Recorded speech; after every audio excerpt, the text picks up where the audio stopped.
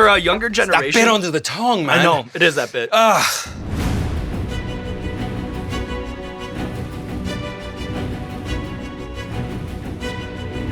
Hey, what's going on, everybody? For First We Feast, I'm Sean Evans, and you're watching Hot Ones. It's the show with hot questions and even hotter wings. And today we're joined by Colin Farrell. He's a Golden Globe Award-winning actor with a number of eagerly awaited projects on the way, including his role as the Penguin in The Batman coming to theaters on March 4th, a role he'll then reprise in an HBO Max series that delves into the Penguin's rise to power, so be on the lookout for that. And he also stars in the Kogonada-directed science fiction drama After Yang, which is likewise set to release on March 4th. Colin Farrell, welcome to the show. Thanks for having me, Sean. I am already in trouble a little bit. I'm trying to figure out which ones. I did a little tap on it and a thing, and I didn't know they were. Already spiced. Now, do we only do a dab at the end? Yeah, only a dab at the end. I like how you have some insight here. Yeah, because my son was very excited. My youngest boy, Henry, is very excited about me coming on. So we watched a couple of episodes. I've actually never had so many people excited about me doing a show, ever. Seriously. When I say so many, I mean 3. But I have a very tight-knit group of not many friends. Yeah, my brother-in-law, and one of my best friends, Mark, and his son, Charlie, and my boy, Henry, were so excited about me coming on here. And I never had anyone in my life saying, oh my God, you're going on Jay Leno, or any of those. So here we are. Well, are you ready to put on a show? Come on, man. I know, it can't fail. How does one fail?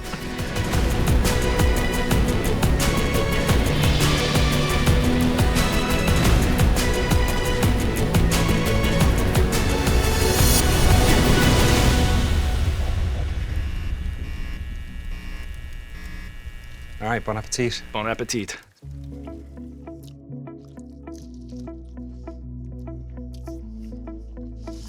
It's also breakfast, so it's a bit weird. Just before the heat starts, it's just a bit nasty already.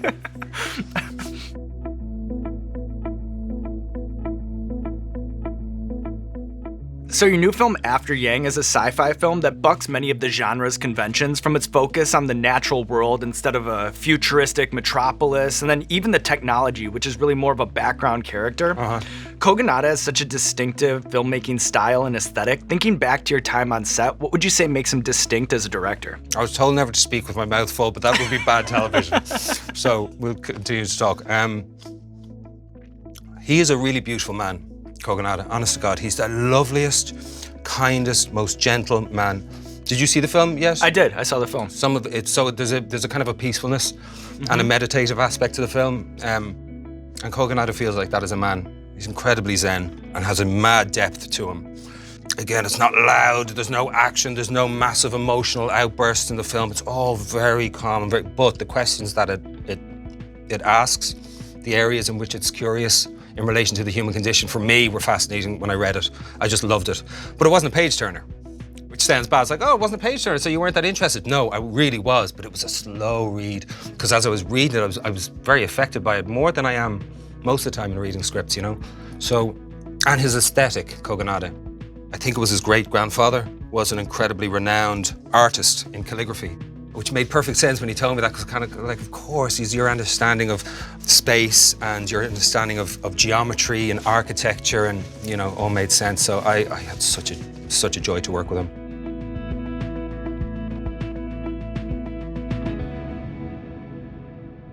What's this one, Dawson's?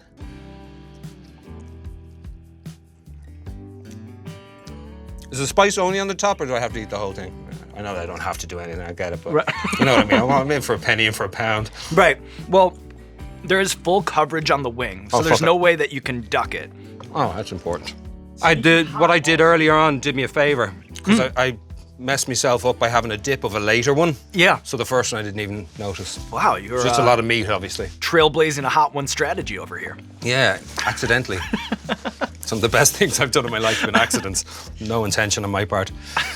So I'm interested in that fundamental part of being an actor, which is deciding what projects you're interested in based on what's on the page. What is the actual process of reading scripts like for you? Like, how is it different, if at all, from reading for pleasure? It's a nice question. Sometimes a script can be really good and you can feel really strongly about it, and it could be really. I did a thing called The North Water on television, and it was Love that show, by the way. Oh, thanks, man. It was so dark and it was so heavy and it was so grotesque, and it really was concerned with the darker recesses of the human experience and the human mind, and the ugliness that we're capable of, which is visible everywhere we go, of course, but this was condensed into 5 hours of really heightened drama. And reading it was a task, but it was still brilliant. It was still really enjoyable. I was still gripped by it. And sometimes you read scripts and you don't connect and you in any way. But sometimes you need money and you go and do them anyway. That's happened a couple of times, you know. And even then, I'm very grateful to be like the majority of people in the world, I would imagine, or a lot of people don't have a job that they feel connected to. So even if, you know, when you hear that thing where people say, you know, in Hollywood, if they do a money job, and then one that they're more passionate about, they go, one for them and one for me. It's like, really? You got 5 million doing one for them? So generous. One for them, one for me. It's all for me. But sometimes I get spoiled where I really feel connected to the material. It means a lot to me.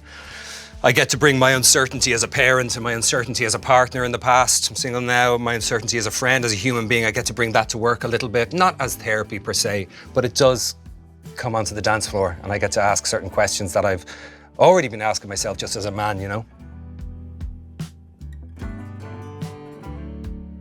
Calabrian chilies. All the way from Italy? Mm-hmm.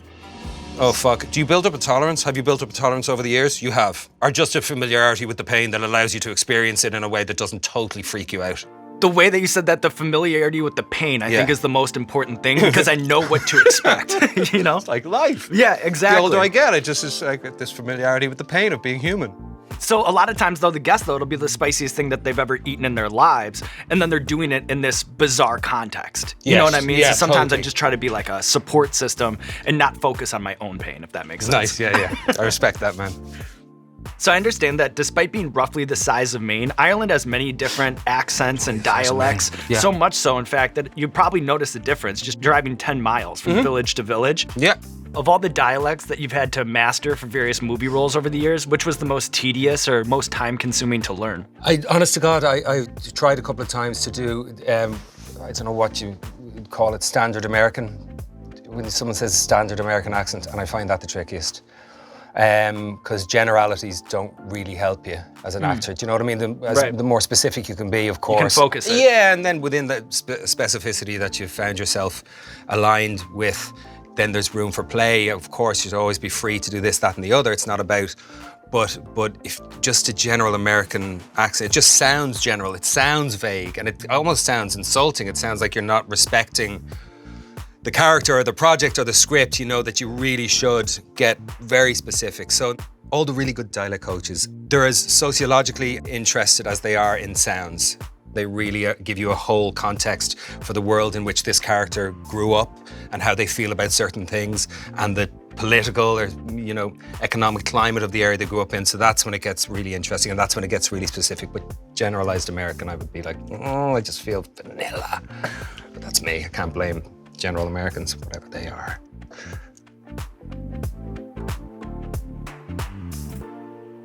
Angry Goat Phoenix, like a hybrid. Oh, it's got a little tang to it, doesn't it? Yeah. It's the first one that went off the reservation and decided to bring in a little fruit. Broad. Goes across the mouth, doesn't just hit one spot. Full coverage, just like the wing. Absolutely, ambient. So when we had Tom Holland on the show, he talked about how playing a superhero can sometimes take away your biggest strength as an actor since your face is always hidden behind a mask, but that it allows for more physicality in the performance. And I'm wondering if a corollary can be made for prosthetics or even a Mike Marino designed fat suit. Like, how does playing the Penguin in a costume in which you look unrecognizable, how does that shape or inform a performance? For me, it was absolute liberation. Look, being covered, I thought, Oh, careful no, on your I know, eyes. yeah, whoa, amateur mistake. Oh man, thank God I wasn't eating with my knuckles. I thought that it would be very limiting. I really did. I thought I'd be very just oppressed by having this whole thing, and it was totally the opposite. When the piece moves as well as the piece that was designed for the Penguin moved, my eyebrows moved and my cheeks and my smile, it was fucking insane. I didn't have any fear that Colin could be seen through. Like, some days you wake up as an actor and you're having a shit day, man. You know, you've had, like people do, you've had bad dreams, something's not going right in your personal life, and you go into work and you have to pretend to be someone else, and that could sound like a relief. Oh, well, you're having a shit time as yourself, so cool, you get a few hours to be someone else. Not really. you can't not bring yourself to the party. You're always there. So there was something about, there was a buffer between me and my fellow actors with this mask on that just liberated me like I'd never been liberated before. So it was the complete opposite of what I thought. It was so much fun, so much fun. And it was 3 or 4 hours. It was 4 hours to start in the chair, and then they got it down to about 2 hours. But it was worth every minute.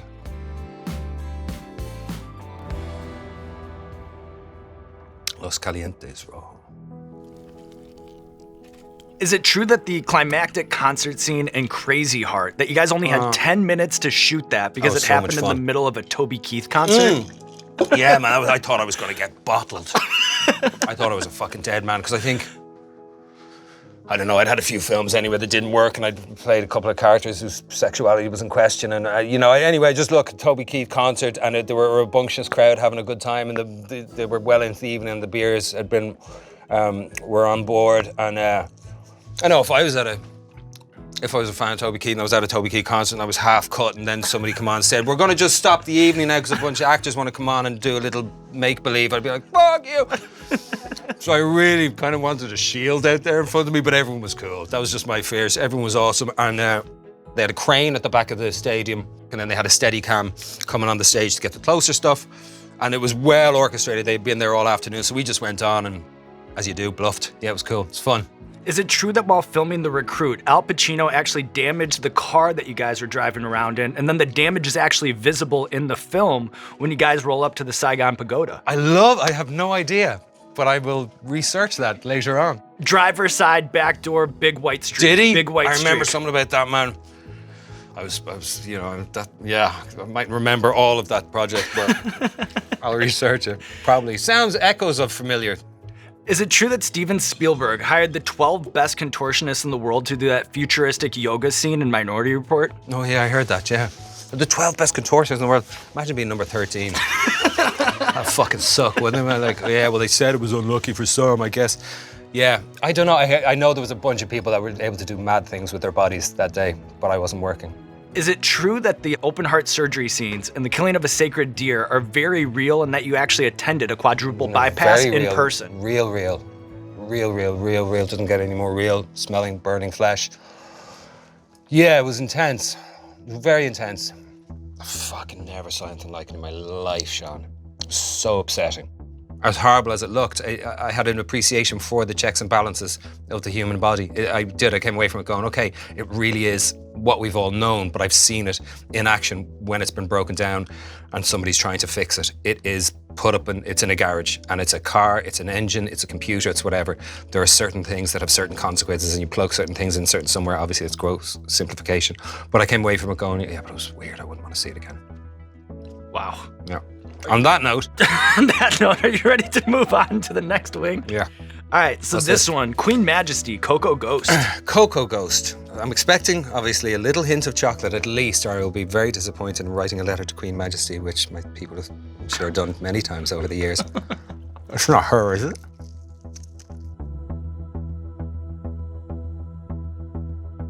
They try to make all the labels really more threatening. As you go down. Yeah. Like those energy drinks that look like they're hawking plutonium in a fucking can. You know, those ones. Crushing it. So in working in the New World with legendary director Terrence Malick, he told this amazing anecdote about how an actor was delivering their lines, and Terrence would hear a bird off camera and then pan over to the bird while the actor was mid-dialogue. Can you expand on what you meant by the beautiful contradiction of his obsessive planning and freeform sensibility? I remember one time there was the rainstorm and we were shooting in West Virginia. Sheet lightning coming down, and then forks, loud claps of thunder, deafening. And then I heard one of the producers go, oh Jesus, oh Christ, will somebody go and get Terry? And we looked out, and it's fucking dude, Terry Malick has a conductor. He has a camera, which is a fucking conductor, basically, on his shoulder, and he's out in the grass is blowing, and he's in the middle of a fucking lightning storm. It was the most beautiful thing ever, and he's not stupid, Terry. He's very bright, very wise man, but he just is so enamored with and so fascinated by nature, which is why sometimes human beings aren't really the central aspect in his film. extraordinary fella. But he did. I mean, and every actor that's worked with him, if they work close with him, have a story of them being mid-sentence, you know, thinking they're fucking breaking new ground in authenticity.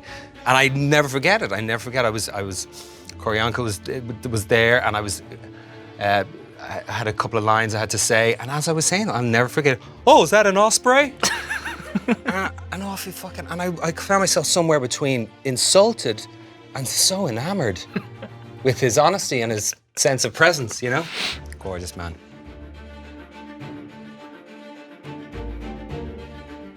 "13 Angry Scorpions." That makes sense.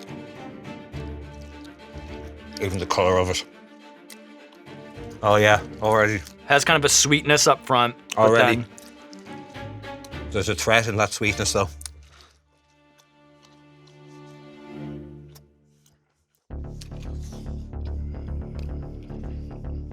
Well, tell me about there was a ghost pepper that time with Chili Klaus. Chili Klaus. Was it we, the ghost pepper you had? we ate a Carolina Reaper Carolina together. Reaper. Is that the hottest?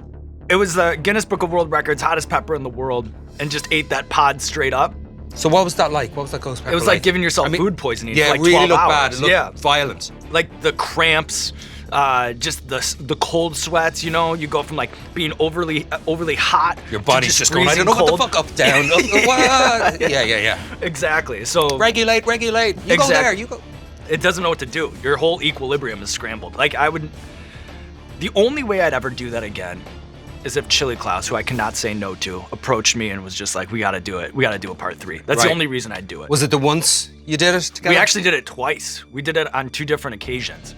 brutal. Yeah. And you were sick for a few hours afterwards, or that night? Yeah, 5 or 6 hours, you Were know, ya? and just like holding a jug of milk in my living room and just filling my Oh my mouth God. up with the milk and You just must have- keeping it in my mouth and then just spitting. I'm feeling that fucking. You mustn't have wiped your ass in years, man. You must be like the king of the dab. Exactly. Just clean. Oh my God, just dab. Just a little dab will do you. That's brutal. Yeah, it looked like it was very painful. And he just loves it, doesn't he? He just finds meaning in that pain. Yeah. It's so lovely. Such a lovely way about him. All right. Let's do it. It is that time. It's a bomb. Beyond insanity, Sean. Why would we go beyond insanity on a Tuesday morning at 11:48 or afternoon at 12:53 or whatever it is? I know. Okay, for entertainment. That's comedy. That's comedy. what it is, yep. Okay. We're gonna have to.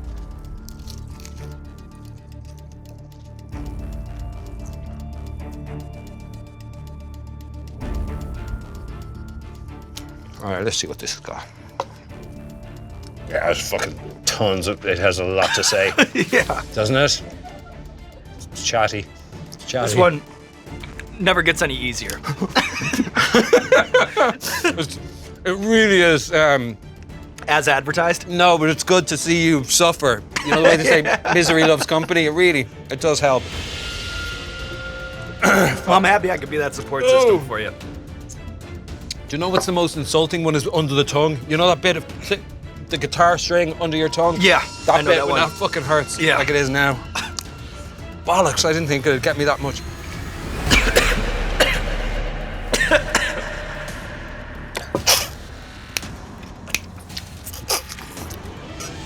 Fuck, this is gonna last a while. Oh, fuck.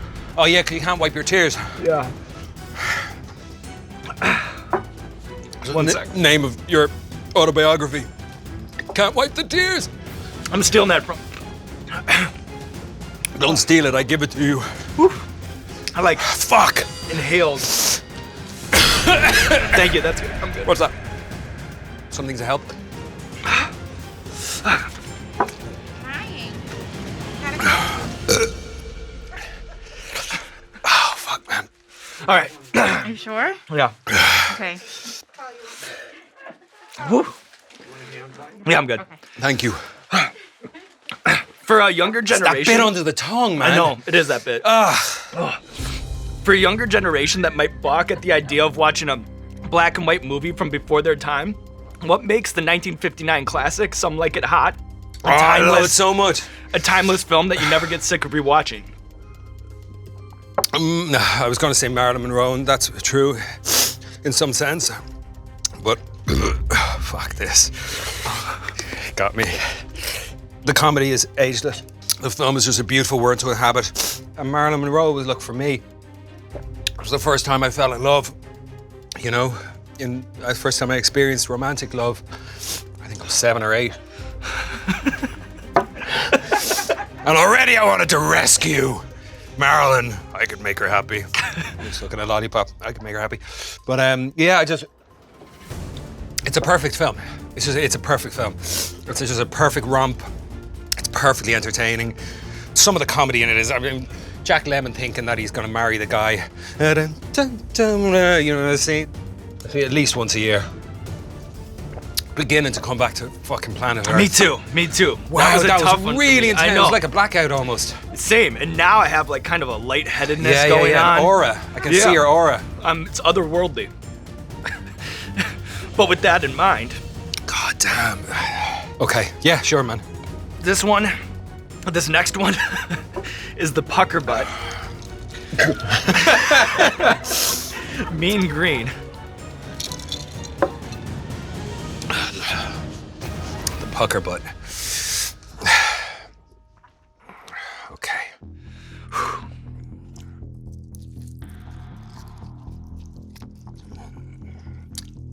Going in. The pucker butt.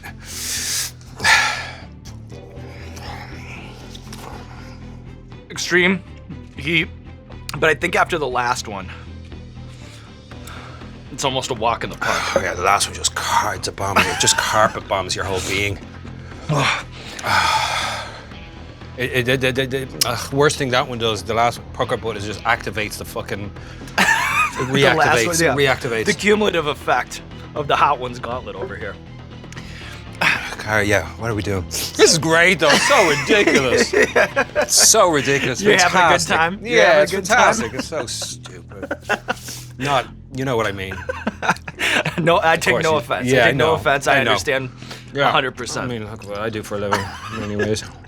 So when Daniel Day-Lewis won the award for Best Actor for his performance in My Left Foot, he said in his acceptance Amazing. speech Amazing. that the voters had given him the makings of one hell of a night out in Dublin. Yeah. Is there a film of yours that you think is most likely to earn you a free meal from a stranger at an Irish pub? At an Irish pub. At an Irish pub in Los Angeles, it would be SWAT. Yeah.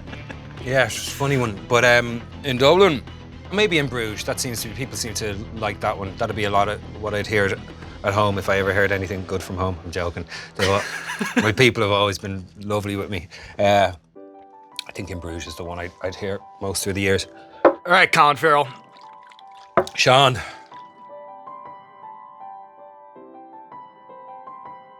Sean, what's your surname? Evans. Sean Evans. Yeah. God, so where are your Gaelic, family actually. from? Yeah, Yeah. totally. Where's your family from? Ireland, but you know, Yeah. I've never traced it all the way back. You I'm haven't? dying to go to the country. I'm gonna How hit many you up for the generations? recs. I'm gonna hit you up Yeah, for the please recommendations. do. Yeah, give me a number, and there's a couple of places I'd love you to go and see. I enjoy so much through the years when people have said to me, I'm going to Ireland, or we're going to Ireland. Is there a couple of places you can recommend?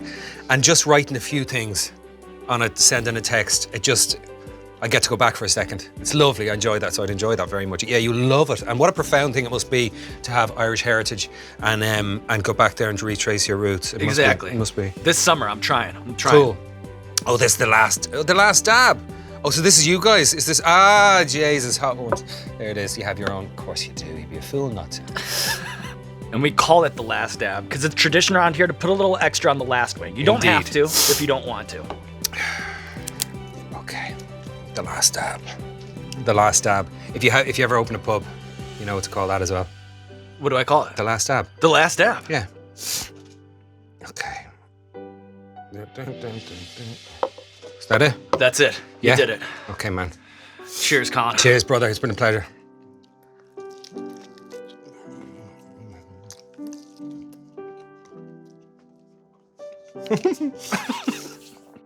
All right, Colin Farrell, at long last, we've conquered the wings of death and just one more hurdle as Yeah, we bring man. this thing full circle. I've read that the seeds of your acting career, they are planted when you saw Henry Thomas's performance in E.T. the Extraterrestrial, a performance that moved you to tears and inspired you to pursue a career in acting.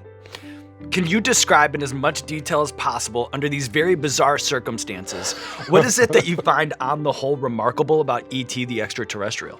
What I thought was remarkable first when I saw it was E.T., you know, and the excitement of that, and the creature coming from a distant plane, and I would still find that remarkable about it. But what I find more remarkable now is what a story it is about a broken family. You know, like Close Encounters of the Third Kind. I mean, Spielberg has made some of the most, as far as I'm concerned, entertaining films in the history of cinema. But even when they're really entertaining, at their core, there is some kind of emotional or psychological fracture going on, and the family in E.T. is in trouble, and the feds walking through the forest, and it's always the keys rattling. Those fucking keys haunted me. Anytime I heard keys rattling as a kid, I was haunted. And magic.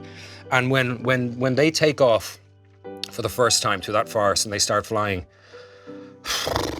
I got goosebumps. I got teary-eyed on the couch this Christmas. But that's me, my mortality and stuff, I'm sure of it. Fucking, you know, nostalgia and all that melancholy. Yeah, but so many reasons why it's a great film. A beautiful and eloquent love letter to E.T. the Extraterrestrial, and look at you, Colin Farrell taking on the wings of death. What's next, very man? Impressively. Gauntlet, down for the count. Now there's nothing left to do but roll out the red carpet for you. This camera, this camera, this camera. Let the people know what you have going on in your life. What I have going on in my life? Oh, God, where do we start?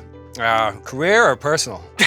I've got going on. I'm an actor. I'm gainfully employed, and there's a couple of things coming out in a few weeks. One called The Batman, and then another called...